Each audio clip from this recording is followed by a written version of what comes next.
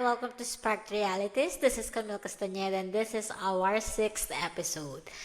So, our today's title is When the Spark Fades. Ano ba yan? Nag-fade na agad yung spark. Pero, for real, napili ko tong title na to or tong episode na to kasi yan yung nafe-feel ko. Actually, dapat iba yung episode natin for today. Pero, ewan ko, nagtry ako kanina, share ko lang. Nagtry ako kanina to record an episode and it's really hard. As in, I've caught in the middle and hindi ko na siya kinayang ituloy. Ilang beses ko siyang inattempt na ituloy but yeah, ganun ata talaga. May mga moment off na wala kang motivation, brain freeze ka. And yeah, so let's talk about it and kung ano yung mga pwede nating magawa when we are dealing in something like that, 'di ba? Kagaya ko. Kasi, para lang malaman nyo, itong pagpa-podcast ko, so I do it every week. Alam nyo naman na this is just my side hustle. Pinapahirapan ko ang aking self. I have a full-time job as a caregiver here. So, syempre, as a caregiver, iba-iba yung schedule. May panggabi, may pang morning, and yes, nakakapagod po talaga siya kasi alam niyo naman, caregiver, ganyan. And as an OFW also is mag-isa ako dito. So talagang lahat from money to everything, ako yung nagpo-provide sa sarili ko. Pero syempre, hindi tayo susuko. Hindi tayo magpapatalo sa unmotivation na yan. Mahirap kasi syempre, di ba? Like, I think naman in everything that we do. And siguro, ganun lang. Laban lang, tuloy lang. And part yan na may mga ganyan kang nararamdaman. Sa kahit naman saan sa buhay, di ba? Na minsan meron talagang wala, tinatamad ka lang. Di ba? Gusto mo lang magpahinga. When you feel that way, you feel unmotivated, wala kang energy, wala kang gustong gawin in life, for me, don't think of it like a cursed or feeling mo failure na agad. Think of it as an opportunity to learn pa, to be resilient, to be positive, alam mo yun, to get motivated again. Also, listen to your body, listen to yourself, listen to your mind. Kasi baka naman may sinasabi din sa'yo yung sarili mo na parang, you really need to pause, you really need to reflect muna, unahin muna yung sarili.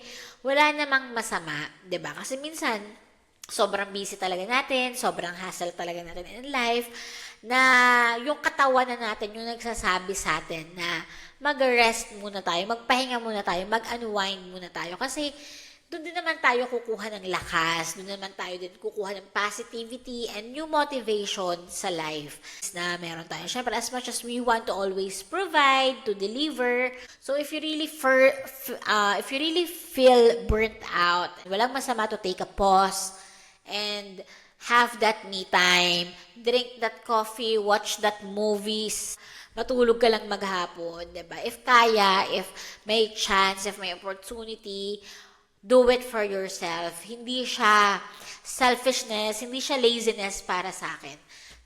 Taking good care of yourself. Sabi nga, wala namang pinaka-makakapag-alaga sa atin ng maayos, kundi tayo rin sa sarili natin, di ba? Parang, kasi we know our body. Tayo yung nakakaalam exactly if what we feel, kung kaya pa natin, kung hindi na. So, if you encounter yourself in that middle of unmotivation, exhaustion, walang masama to take a pause and just rest. Ayun. Nag-work sa akin is that, dito sa podcast experience, kasi wala akong choice. Kasi may trabaho na ako. So, I'm trying to do it every week. So, parang if hindi ako magpo-provide ngayon is that matatambakan or madidisheartened ako na hindi ako na-absent ako. So, siguro, for those na talagang gustong-gusto to provide pa rin, pause for a minute, an hour, and kung kaya na, alam mo yon, sige, try mo uli. Look for, huminga ka, baka dyan sa tabi may makita ka ng motibasyon, 'di ba? Baka ma-refresh ka na. So, sige, and try to do it. Pero sabi ko nga, if I have the chance na wala akong trabaho for the following days, ire-rest ko muna to. Kasi, syempre utak din yung labanan dito, 'di ba? So, if makakapag-unwind and refresh, why not, 'di ba? Yun, wala tayong other choice. So, ilalaban ko na to. Oo. So, yeah, laban-laban lang. Pero sa akin, aside from this podcast, may ganyan din. Share ko sa inyo yung ano ko, yung vlogging ko. Yung vlogging ko ngayon is na-stuck na siya. Hindi naman, may ano naman ako, may na-deliver naman ako last month. Pero kumbaga, hindi talaga ako ganun ka-active sa vlogging. I don't know, pero siguro, andun ako sa self-discovery pa rin sa vlogging. Hindi pa siya ganun. Yeah. Pero siguro sa akin, ang ginagawa ko pa ganun is nagpo-post talaga ako. Alam mo yun, if I really feel na, alam mo yun, negative, natotoxican ako, burnt out ako, wala akong motivation, wala akong naiisip na ideas, I take a pause. Kasi yun nga, sabi ko, baka naman your body is telling you something, your mind is telling you something, the universe, God is telling you something. Walang masama to take time talaga to slow down. Kasi, di ba, darating din naman yan pag bumalik ka naman, di ba? Yun na yun, fight na. So, yeah, give it to yourself na magpahinga. Ganon din ako sa mga bagay-bagay, even to this one, kasi nga, yun nga, every week siya. So, pag hindi ko kaya, if I really don't feel it, hindi ko ginagawa. Actually, yung podcast ko, so every Monday siya, usually, ang nangyayari sa akin, nasushoot ko siya ng Sunday. Tapos, Sunday ko din siya edit. One day all, ganon. Medyo hassle, kasi yung time nga, kasi ang hirap mag-edit. Yung editing yung medyo time consuming. Pero, yun yung nagwo-work sa akin eh. Kasi nga, parang after this, all this talk and everything, i-edit mo siya, tapos may trabaho ka. Parang, if after 2-3 days, I'm doing it again, ewan ko sa akin, nahihirapan ako. So, I really give myself rest. Even though may idea na ako minsan, meron na akong, kakatapos pa lang nung podcast, meron na akong another episode na naiisip, may skeleton na ako noon, meron na akong ganun.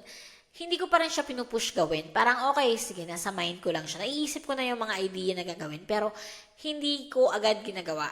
Ayun, para sa akin, I really feel kasi yung exhaustion. And syempre, hindi lang din naman sa podcast yung exhaustion ko, sa work din. Para sa akin, may priority pa rin is to rest. Alam mo yun, to give myself ample rest. Kasi, alam ko na that's what I need. Sabi ko nga, side hustle ko lang naman to. Kumbaga, hobby-hobby, diba? Dagdag happiness in life.